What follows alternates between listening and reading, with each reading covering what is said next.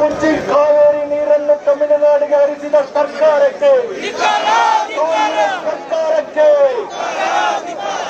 ಒಳಗೇಡಿ ಮುಖ್ಯಮಂತ್ರಿ ಡಿ.ಕೆ. ಶಿವಕುಮಾರ್ಗೆ ನಮ್ಮ ಹೋರಾಟ ರೈತರಿಗಾಗಿ, ನಮ್ಮ ಹೋರಾಟ ಕಾವೇರಿಗಾಗಿ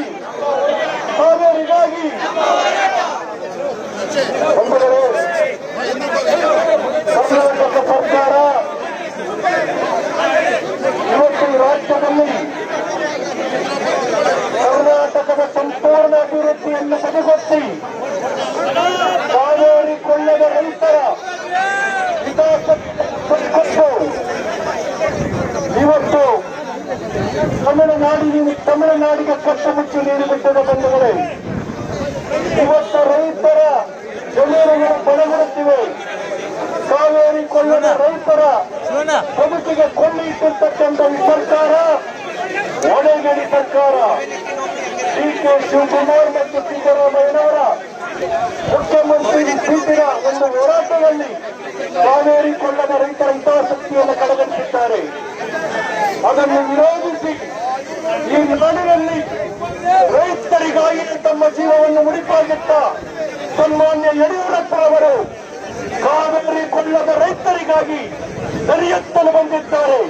ಅವರೊಂದಿಗೆ ಇವತ್ತು ಸಾವಿರಾರು ಕಾರ್ಯಕರ್ತರಾಗಿ ಸೇರಿದ್ದೇವೆ.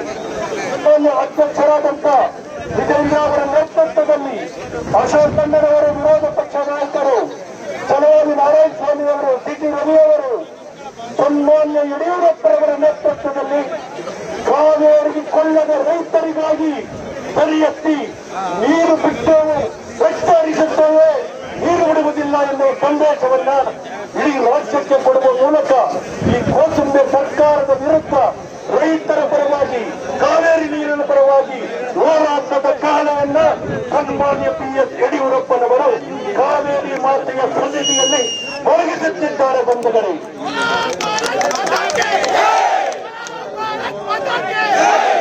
ನಮ್ಮೆಲ್ಲರ ಹೋರಾಟ, ನಮ್ಮ ಪಕ್ಷದ ನಾಯಕರ ಹೋರಾಟ ಯಾವತ್ತೂ ಇವತ್ತು ಬಂದಿರತಕ್ಕಂಥದ್ದು ರಾಜಕಾರಣಕ್ಕಾಗಿ ಅಲ್ಲ, ಈ ನೆಲದ ಮಣ್ಣಿನ ಮಕ್ಕಳಿಗಾಗಿ, ಕಾವೇರಿ ತೀರದ ರೈತರಿಗಾಗಿ.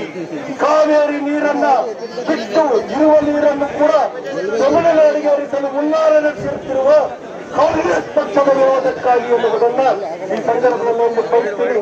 ಈಗ ಈ ಸಭೆಯನ್ನು ಉದ್ದೇಶಿಸಿ ಮಾಜಿ ಸಂಸದೆ ಮತ್ತು ಜನಪ್ರಿಯ ನಾಯಕಿಯವರಾದಂಥ ಶ್ರೀಮತಿ ಸುಮಲತಾ ಅಂಬರೀಶ್. ನಿರ್ಭೀತ, ನಿಷ್ಪಕ್ಷಪಾತ, ವಿಶ್ವಾಸಾರ್ಹ ಸುದ್ದಿಗಳಿಗೆ ಮತ್ತೊಂದು ಹೆಸರಾಗಿರುವ ನ್ಯೂಸ್ 18 ಕನ್ನಡ ಈಗ ಆಪ್ನಲ್ಲೂ ಲಭ್ಯವಿದೆ.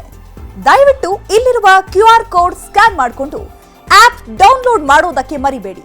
ನಿಮ್ಮ ಬೆಂಬಲ ಹೀಗೆ ಸದಾ ನಮ್ಮೊಂದಿಗಿರಲಿ. ಧನ್ಯವಾದ.